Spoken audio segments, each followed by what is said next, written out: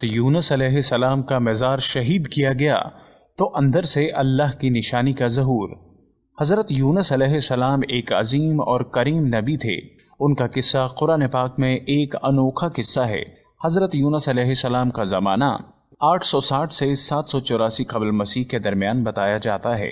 حضرت یونس علیہ السلام کے والد کا نام متی تھا اور یہ سیدنا ابراہیم علیہ السلام کی نسل سے تھے، لہٰذا یہ اسرائیلی نبی تھے۔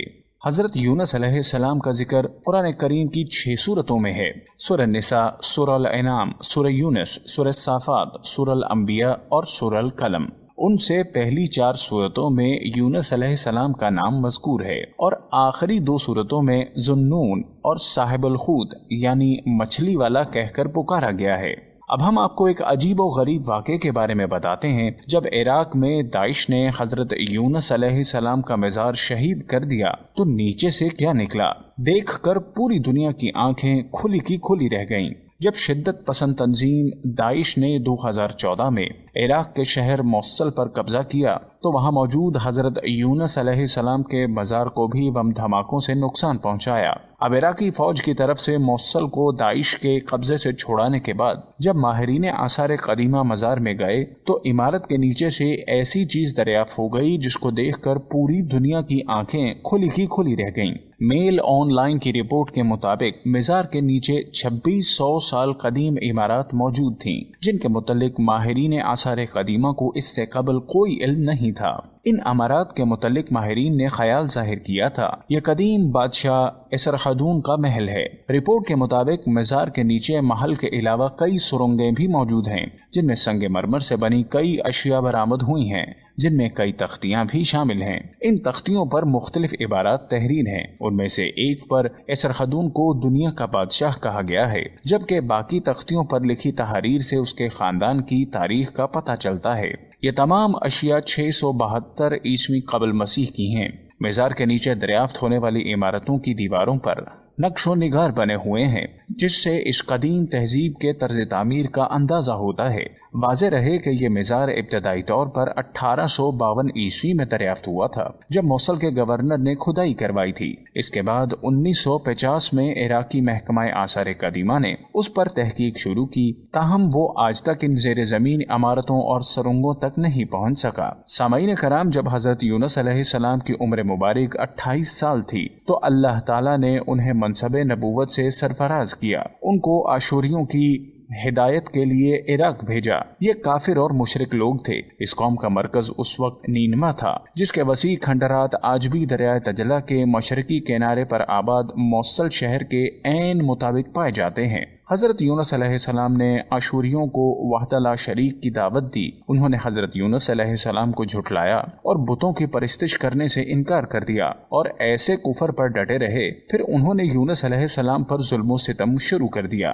انہیں دھمکیاں دی گئیں اور دعوت حق کا مذاق اڑایا۔ تب مسلسل یونس علیہ السلام ان کی مخالفت سے متاثر ہو کر قوم سے خفا ہو گئے اور ان کو 3 دن میں آنے والے دردناک عذاب الہی کی بد دعا دی۔ پھر تیسرا دن آنے سے پہلے ہی آدھی رات کو بستی سے نکل گئے۔ دن کے وقت جب عذاب قوم کے شہر پر پہنچ گیا تو انہوں نے حضرت یونس علیہ السلام کو تلاش کیا مگر وہ نہ ملے۔ حضرت یونس علیہ السلام کا اپنی قوم سے ناراض ہو کر چلے جانا ہجرت تھی، مگر انہیں اس کا حکم نہیں دیا گیا تھا۔ وہ عذاب کی اطلاع دینے کے بعد اللہ کی اجازت کے بغیر اپنا علاقہ چھوڑ کر چلے گئے تھے۔ آثار عذاب دیکھ کر جب آشوریوں نے توبہ و استغفار کی تو اللہ نے انہیں معاف کر دیا۔ قرآن مجید میں اللہ کے دستور کے جو اصول بیان کیے گئے ہیں ان میں ایک یہ بھی ہے کہ اللہ تعالیٰ کسی قوم کو اس وقت تک عذاب نہیں دیتا جب تک وہ اپنی حجت پوری نہیں کر لیتا۔ پس کب نبی نے اس قول کو مہلت کے آخری لمحے تک نصیحت کا سلسلہ جاری نہ رکھا اور اللہ کے مقرر کردہ وقت سے پہلے وہ خود ہی ہجرت کر گئے تو اللہ تعالیٰ کے انصاف نے اس قوم کو عذاب دینا گوارا نہ کیا کیونکہ ان پر تمام حجت کی شرائط پوری نہ ہوئی تھی اور انہیں معاف فرما دیا۔ حضرت یونس علیہ السلام فرات کے کنارے پہنچے تو ایک کشتی پر مسافروں کو بھرا ہوا پایا۔ حضرت یونس علیہ السلام کشتی میں سوار ہوئے اور کشتی نے لنگر اٹھایا۔ پورے دن میں کشتی سمندر میں سکون سے چلتی رہی۔ اچانک اونچی اونچی لہریں اٹھنے لگیں۔ لوگوں نے اپنا ساز و سامان سمندر میں پھینک دیا کہ کشتی کا بوجھ کم ہو جائے، लेकिन कश्ती का बोझ फिर भी कम न हुआ। जब कश्ती डगमगाने लगी तो कश्ती के गर्क होने का यकीन होने लगा।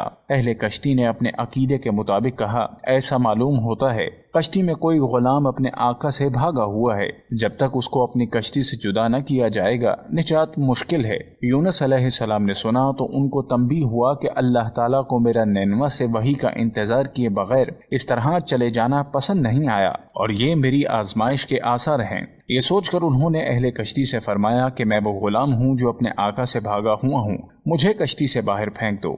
मगर मुल्लाह और अहले कश्ती उनकी पाकबाजी से इस कदर मुतासिर थे कि उन्होंने ऐसा करने से इनकार कर दिया और आपस में यह तय किया कि कुरानदाजी की जाए। चुनाचे 3 मरतबा कुरानदाजी की गई और तीनों मरतबा कुरानदाजी में हजरत यूनुस अलैहिस्सलाम का नाम निकला। तब मजबूर होकर उन्होंने हजरत यूनुस अलैहिस्सलाम को दरिया में डाल दिया या वो खुद दरिया में कूद गए। उस वक्त खुदा ताला ने मछली को हुक्म दिया, उन्हें निगल लो, ये तुम्हारी गिज़ा नहीं है, इसलिए उनके जिस्म पर कोई तकलीफ नहीं होनी चाहिए। मछली ने यूनुस अलैहिस्सलाम को अपने पेट में निगल लिया। यूनुस अलैहिस्सलाम ने जब मछली के पेट में खुद को जिंदा पाया तो बारगाह इलाही में अपनी निदामत का इजहार किया कि क्यों वो वही इलाही का इंतजार किए बगैर और अल्लाह से इजाजत लिए बगैर उम्मत से नाराज होकर नीनवा से निकल आए। हजरत यूनुस अलैहिस्सलाम ने मछली के पेट में अल्लाह को पुकारा। उन पर 3 अंधेरे इकट्ठे हो गए, रात का अंधेरा, मछली के पेट का अंधेरा, समुंदर का अंधेरा। अगर वो ये तस्बीह ना फरमाते तो कयामत तक मछली के पेट में रहते।